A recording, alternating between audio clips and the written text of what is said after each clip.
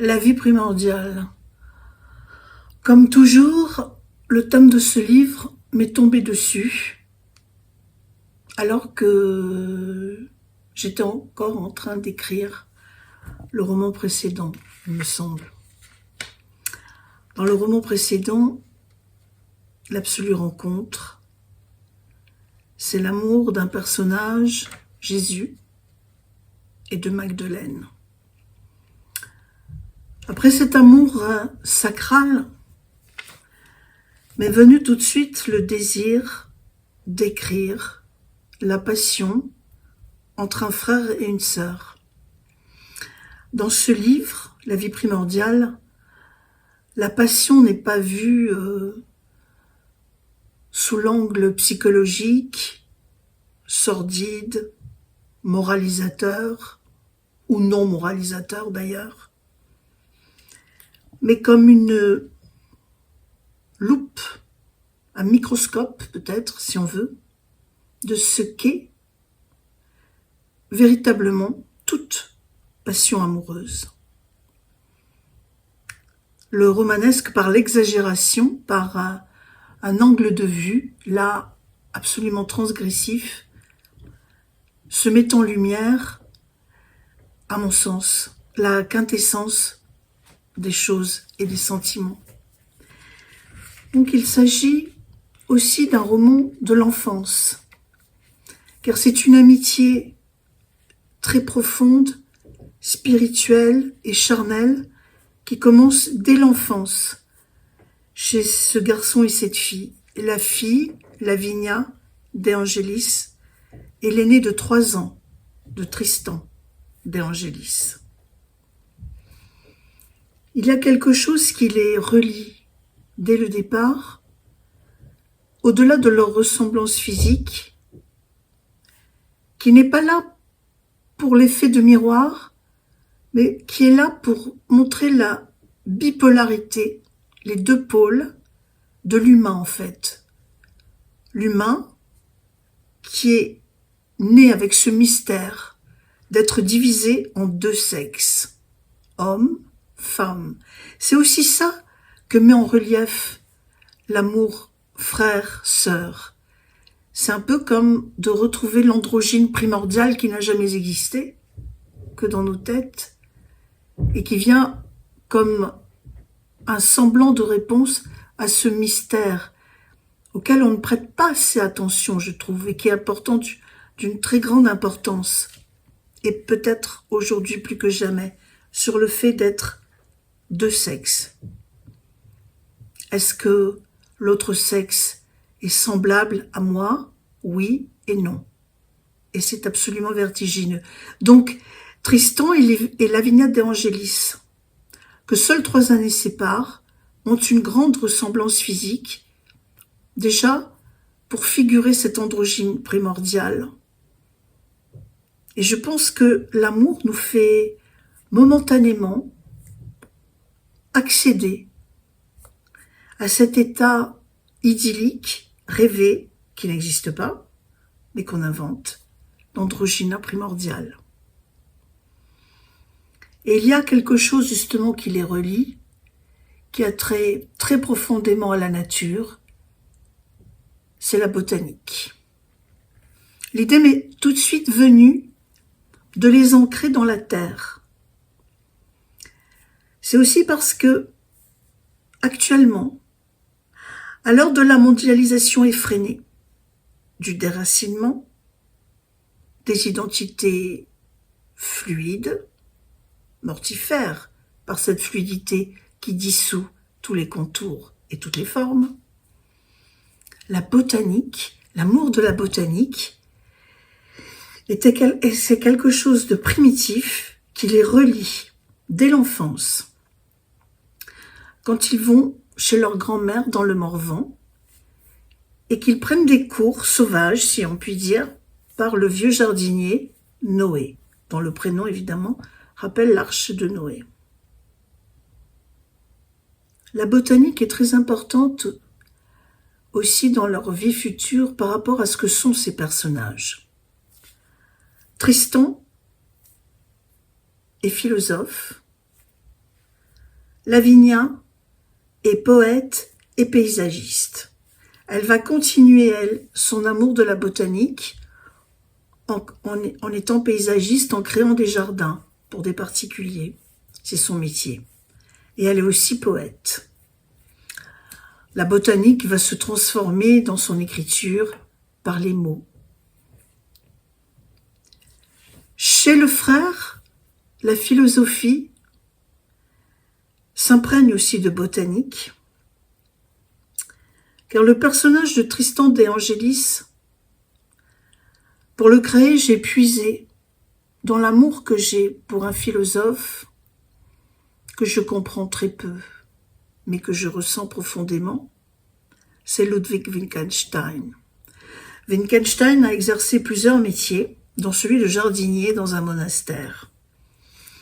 Wittgenstein avait cette spécificité d'être aussi un travailleur manuel, très adroit de ses mains, et qui aimait aussi les gens qui pratiquaient les métiers dits manuels. Il a été aussi infirmier. C'est ce rapport à la botanique aussi, par rapport à Goethe, qui est très important chez Wittgenstein.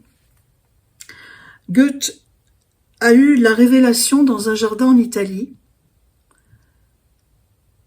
de la formation du vivant. Il a senti que le vivant ne procédait pas par cause et effet et par linéarité, mais qu'il allait de métamorphose en métamorphose, en prenant la plante, où dans la graine, toute la forme de la plante est contenue. Donc c'est une manière d'appréhender le réel. Et c'est ainsi que se déploie la pensée de Wittgenstein, non par la loi de causalité, non par concept, mais par observation des formes et de voir le réel sous toutes ses facettes. Et c'est un peu comme l'amour. Donc nous avons ces deux personnages qui s'aiment d'un amour tragique, impossible, car interdit. Ce que je veux montrer dans ce livre, ce que ce livre fait éprouver, c'est que tout amour est transgressif. Tout amour est à la fois sacré et interdit. Pourquoi ? Parce que la rationalité est basée sur la délimitation des formes, les limites corporelles. Je suis moi et pas un autre.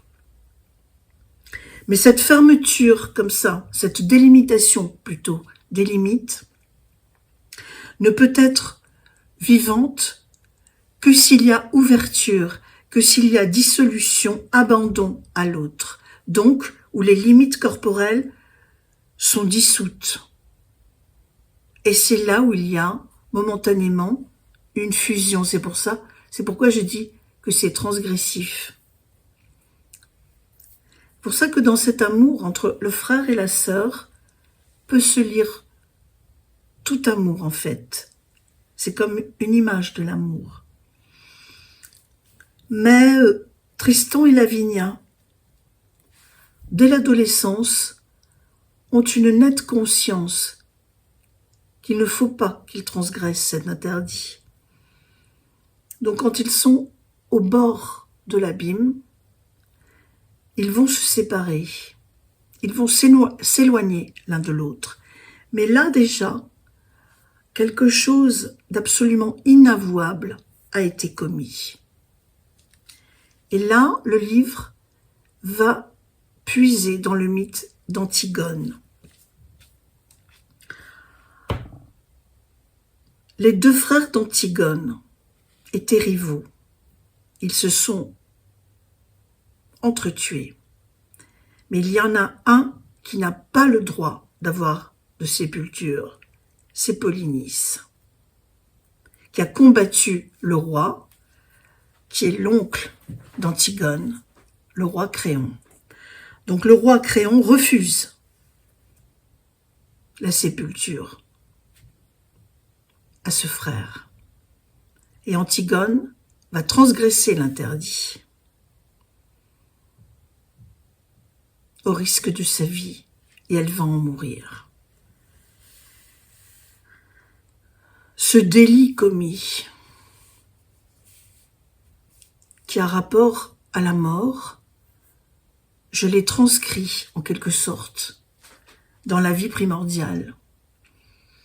Quand adolescent, Lavinia essaie d'avoir un petit ami pour se détourner de son frère, alors qu'elle sait très bien que c'est lui qu'elle aime, et lui seul qu'elle aimera toute sa vie, Tristan va essayer de commettre l'irréparable par un meurtre. Et Lavinia, au lieu de se détourner de son frère, qui a fait être un meurtrier, va le couvrir, de même qu'Antigone recouvrait de terre le corps mort de son frère. Elle va le protéger. Il y a comme ça cette idée de mort et de protection et de tragédie qu'on retrouve dans la vie primordiale. La vie primordiale, c'est aussi une notion de Wittgenstein qui cherchait la vie authentique et la quintessence, le primat du vivant. C'est pourquoi je l'ai appelée la vie primordiale.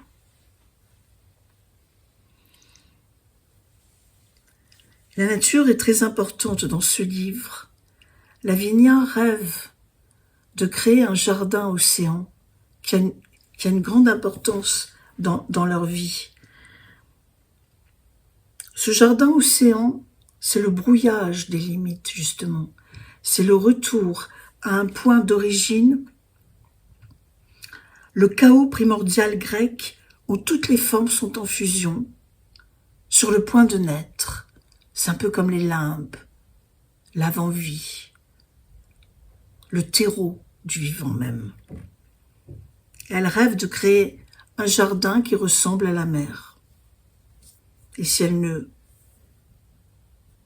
pourra pas le faire, il se fera quand même. C'est un roman où il est dit, qui reprend un vieux mythe grec, que ce sont les fleurs qui ont donné leur couleur au monde. S'il n'y avait pas eu les fleurs, le monde serait en noir et blanc. J'aime énormément cette idée des fleurs. Les fleurs sont très importantes dans ce livre parce que c'est à la fois la beauté liée à la mort, les fleurs coupées. Pour moi, c'est comme une prière. On essaie de prolonger la vie des fleurs dans l'eau. On tue les fleurs pour avoir un rapport avec l'éphémère et avec la beauté et avec la mort. L'alliage de l'amour et de la mort est un mythe occidental, typiquement occidental, qui a une très grande importance. C'est aussi l'une des raisons pour lesquelles je crois j'aime à l'écrire sous toutes ses formes. Et aussi parce que ça renvoie typiquement au mystère féminin. Donc j'emploie avec d'autant plus de plaisir ces deux mots, mystère féminin. Je sais que maintenant c'est interdit. Et c'est très important de transgresser l'interdit salvateur.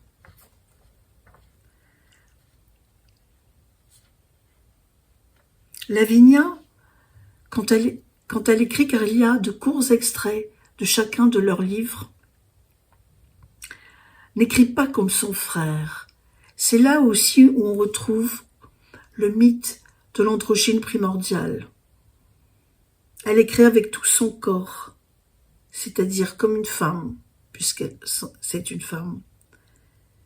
Et Tristan écrit avec toute sa vie, comme le faisait Wittgenstein. J'aime dans Tristan ce désir d'absolu qu'avait Wittgenstein, cette remise en question perpétuelle, ce refus de s'appuyer sur ses propres énoncés, les réduire en poussière s'il le faut et voir la vérité sous d'autres formes, des angles toujours nouveaux. Mais si je dis que c'est un roman d'amour, et si là je semble m'égarer dans des concepts un peu fumeux, c'est peut-être par pudeur, pour ne pas dire que c'est un texte extrêmement charnel, où l'amour se fait, non pas se consomme, mais consume les êtres. Car Tristan et Lavinia se retrouveront, car tel est le destin tragique, dans une exultation sans pitié, et merveilleuse aussi. D'autres personnages accompagnent Lavinia. Nelly, la palefrenière, accompagne Lavinia et également Tristan. Nelly se trouve entre les deux personnages. Nelly, c'est en fait un peu comme le lecteur qui tombe amoureux à la fois de Tristan et de Lavinia.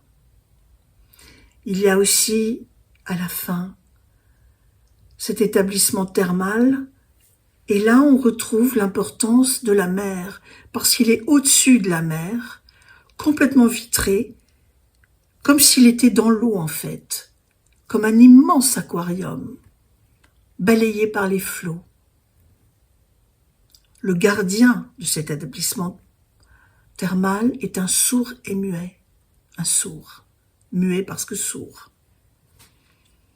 Et là on retrouve l'idée de l'indicible. Il ne parle pas, mais il parle par tout son corps, par tout son être, et on le comprend et on le ressent au-delà des mots. Je suis fascinée par le silence. En littérature, l'essentiel, c'est ce qui n'est pas dit, c'est ce que les mots font surgir dans leur creux, dans le silence de ces mots.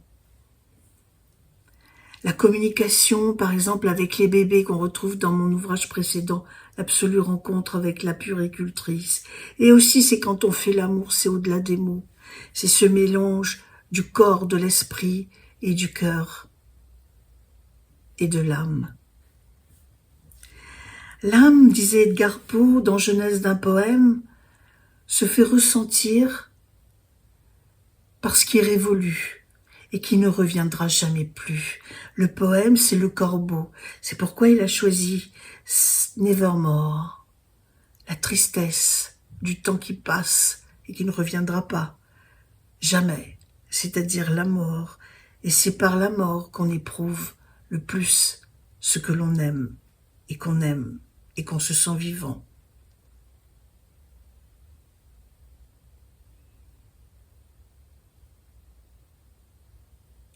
J'ai l'impression que dans ce roman, on peut trouver toutes les choses essentielles du vivant. Par Tristan, par Lavinia, par Nelly, par Oriane, la maîtresse de l'établissement, qui est une sorte d'initiatrice aussi pour Lavinia. L'écriture est simple, directe, fluide. Les personnages sont incarnés, la vision est poétique, tragique. Dans cette fluidité où résonnent la mer, les rivières, les plantes, se trouve aussi ce mystère de l'humain, des deux sexes. Je crois que chacun contient en soi l'autre sexe aussi, d'une certaine manière et dans une certaine mesure, parce que sinon on ne pourrait pas se comprendre et ne pas s'aimer. Je crois que, comme l'amour actuellement est bafoué par le narcissisme effréné qui a pris la place de tout, par l'absence de transcendance, l'absence de verticalité qui empêche les êtres de s'aimer, car l'absence de transcendance, ce n'est pas seulement la verticalité qui est abrogée, donc cet effet dévastateur où l'humain se croit le centre de tout, alors qu'il ne l'est pas, et qui est donc étouffant, parce que si vous croyez tout maîtriser, vous croyez être fort, mais en fait, vous êtes juste dans la prison de vous-même que vous êtes créé. Eh bien, cette absence de verticalité, c'est aussi l'absence de relation entre les êtres. Parce que On ne peut être relié que par quelque chose qui nous dépasse, qui nous englobe. Donc, je crois que c'est pour ça aussi qu'en ce moment, les humains sont malades de l'amour.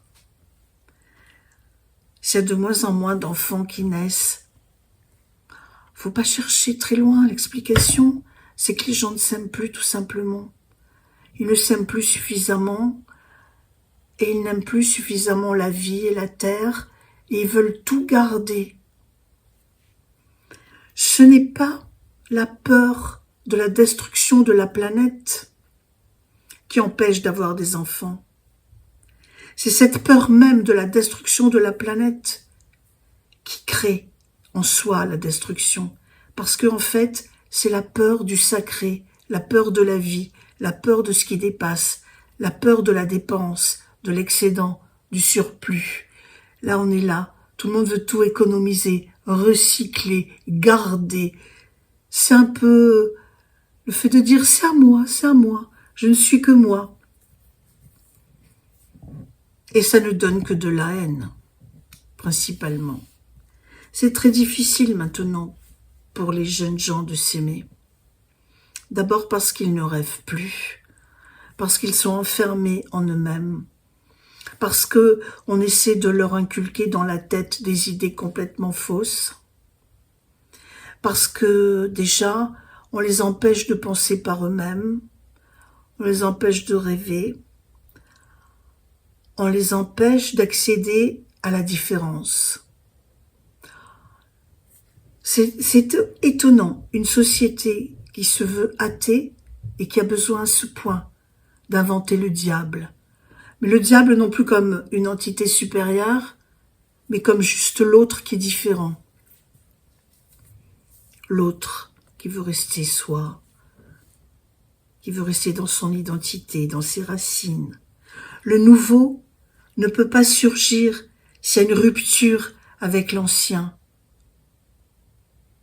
Tout cela entre dans une dialectique, c'est comme l'amour. Une femme ne peut être qu'une femme que par rapport à un homme, et un homme ne peut être un homme que par rapport à une femme. La peur de la transcendance fait que les gens sont en train doucement de plonger dans une sorte de suicide collectif, où l'amour n'a plus cours, où l'amour devient obscène. La libéralisation de la sexualité donne des corps mécaniques. L'abolition de tout interdit empêche l'érotisme. C'est pourquoi j'ai écrit l'amour entre un frère et une sœur aussi. Parce que ça exacerbe la notion de l'interdit et de la transgression, et que ça remet en avant le tragique du destin. Et ça met aussi ce destin, justement, cette noirceur, de cette très profonde noirceur jaillit la lumière la plus pure. Ils s'aiment d'un amour très pur, parce qu'ils respectent leurs différences, parce qu'ils sont semblables, mais complètement différents.